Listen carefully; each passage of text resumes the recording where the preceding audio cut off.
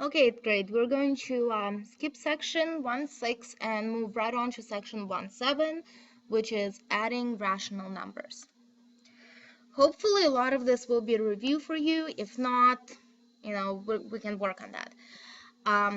But first, I want to talk to you about adding integers, the positive and the negative numbers. So hopefully you remember the rules. I'm going to review them anyway.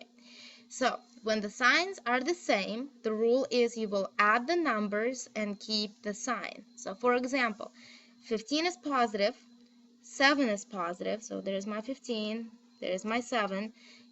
Signs are the same, I'm going to add them, so 15 plus 7 will give me 22. They're both positive, I'm going to keep the sign, which means 22 is positive.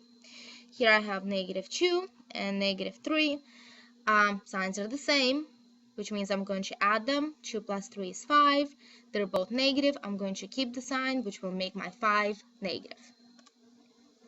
When the signs are different, the rule is to ignore the signs at first and just subtract the smaller number from the bigger number and then keep the sign of the bigger number.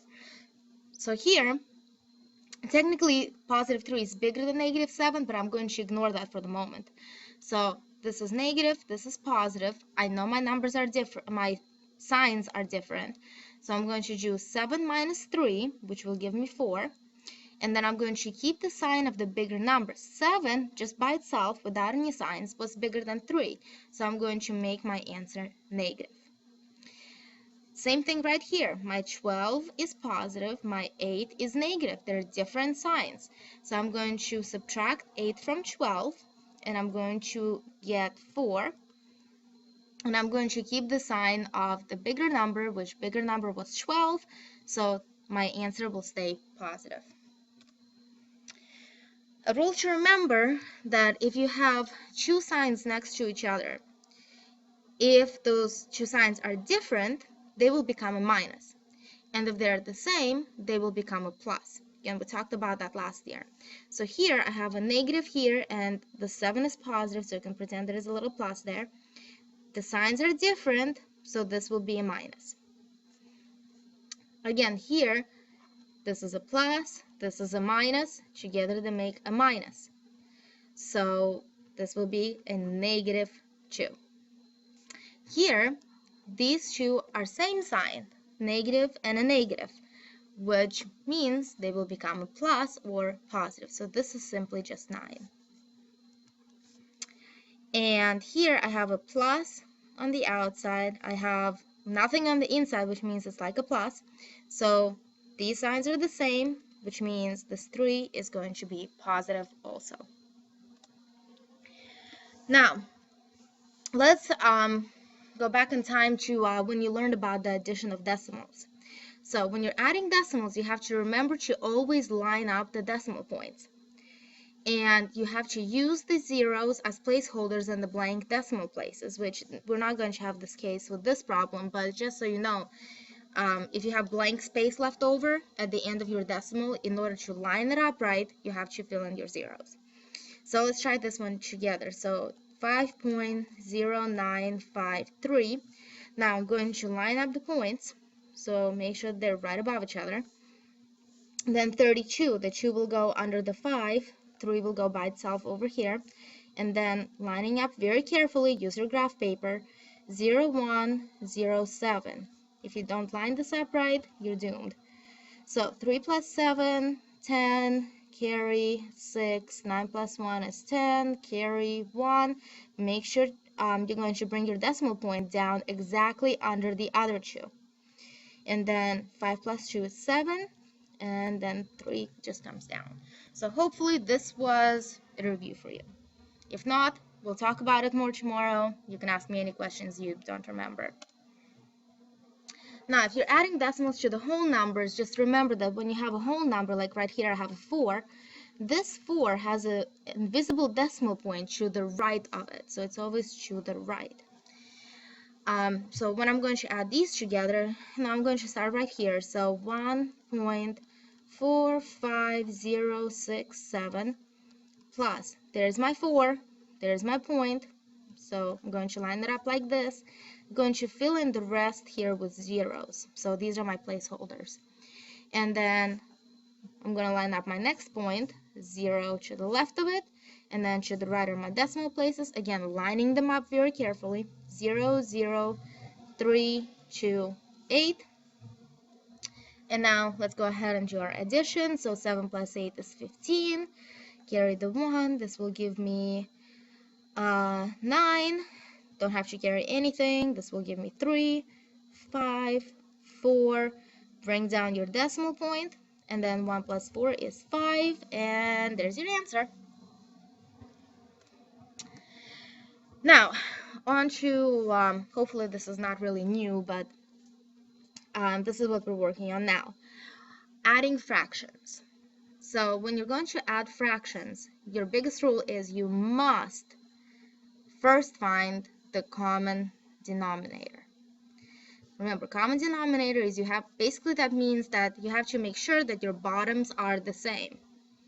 Okay, they can't have different kinds of pants on. They have to have the same kind of pants on, like a uniform.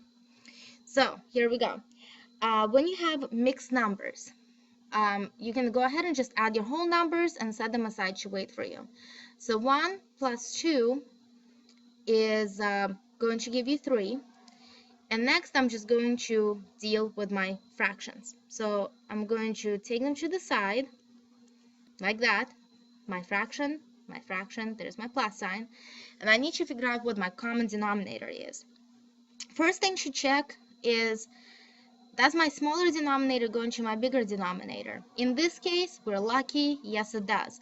4 goes into 8, which means 8 is going to be my least common denominator. So I'm going to put 8 on the bottom of both of these.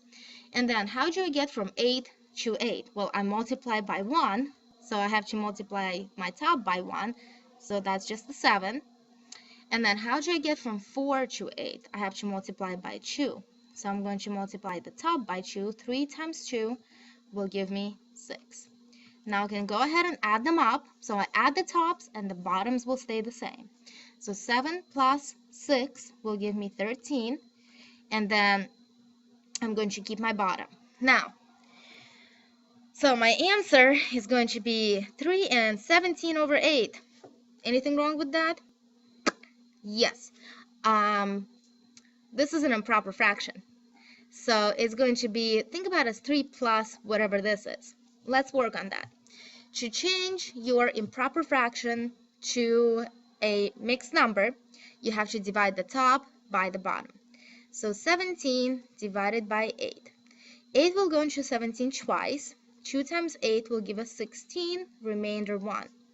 In which case this is our whole number. This is our top. And this is our bottom. So this is the same as 3 plus, there is my whole number, there is my top, there is my bottom, equals, and I'm just going to add my whole numbers. 3 plus 2 is 5, and then keep your 1/8, and that's it.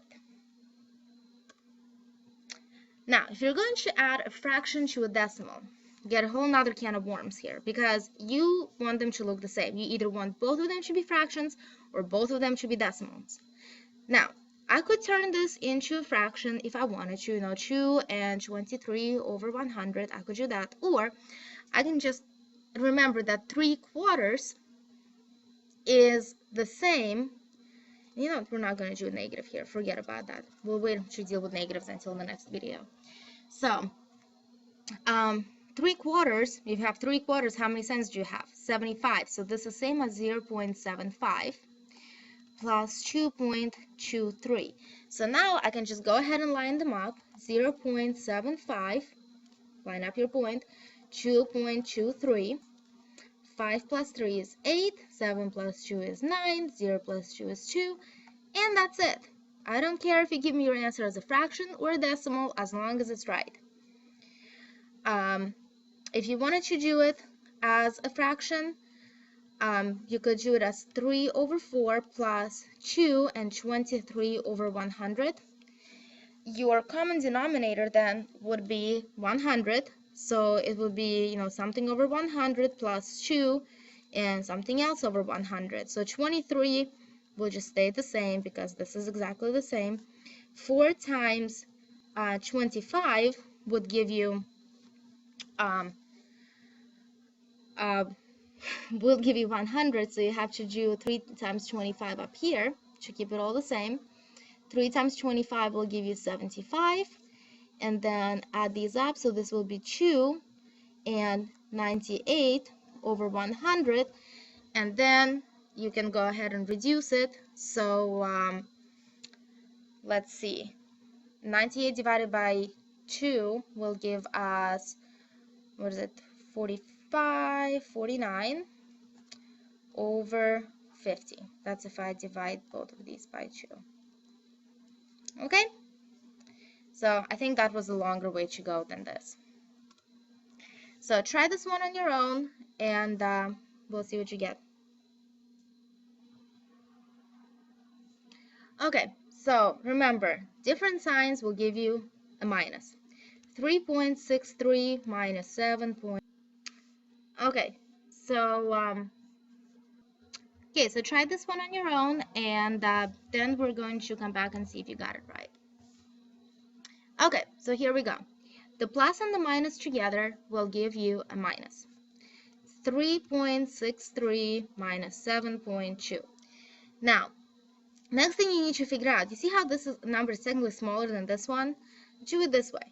This is positive, this is negative, so what you have to do to them? You have to subtract and then keep the sign of the bigger number. So subtract the smaller from the bigger one. So I want you to do 7.2 minus 3.63. I'm going to fill in a 0 here so we don't mess up. And I'm going to borrow. 10 minus 3 is 7. Going to borrow again. This will turn into 6. This will turn into 11. 11 minus 6 will give us 5. Bring down your decimal point. Don't forget about that. 6 minus 3 will give me 3. Now the question is my answer positive or negative? My bigger number, 7.2, was negative. So my answer will be negative. Now try this one and come back and see if you got it right. Okay, so for this one, remember, this is fractions, so I can go ahead and add my whole number parts of my mixed numbers together first. So 3 plus 1 will give me 4, and that can just hang out and wait for us for a moment. Next, let's deal with 2 over 3 and 4 over 5. The common denominator is going to be 15. So I'm going to have something over 15 plus something over 15. 3 times what is 15? 3 times 5. So I need to do 2 times 5 on top, which will give me 10. And then 5 times what is 15? 5 times 3. So I need to do 4 times 3 on the top, which will give me 12. 10 plus 12 is 22 over 15. But look, I got a problem. I have an improper fraction. So I need to go ahead and divide it. So 22 divided by 15. 15 will go into 22 ones. Minus 15. Let's borrow. 12 minus 5 is 7. 1 minus 1 is 0. So here we go. This is my whole number. This is my top. This is my bottom. So this is the same as 4 plus.